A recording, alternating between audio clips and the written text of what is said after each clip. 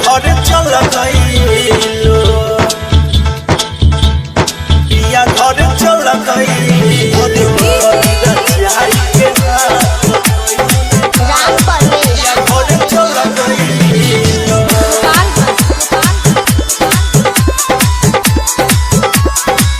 आगे जाने से ज्यादा तो से प्यार कोई नहीं रोह सब खुश हाल कम हजार कोई रोह सब खुश हाल कम हजार कोई आगे जाने से ज्यादा तो से प्यार कोई नहीं रोह सब खुश हाल कम हजार कोई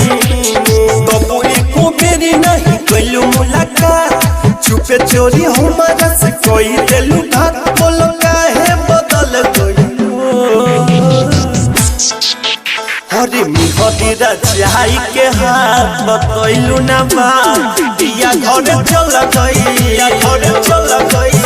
हरी रजाई के हाथ बतैलू ना बात पिया घर चल गई घर चल गई राम परवेश पिया घर चल गई कहिलू तो हमके भुलाई हो प्रेमवा के फुलवा सुखाई हो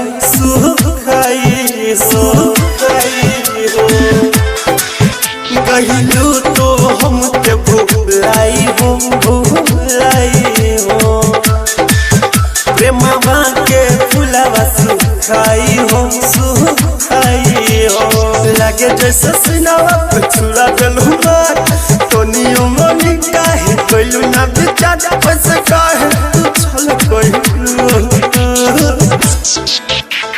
मेहदी रजाई के हाथ बतैलू ना बात पिया घर चल गई घर चल गई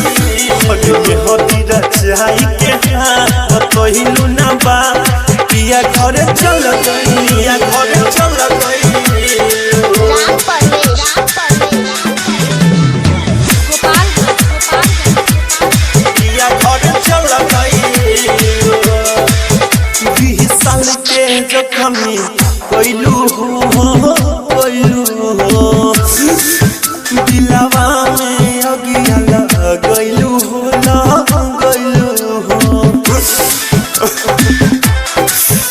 आशीष के जखमी कोइलू दिलवा में अगिया लगैलू महाज में बैठ गइलू तो सजा के साथ बिहारी अभिनंदन के मोर के चल गई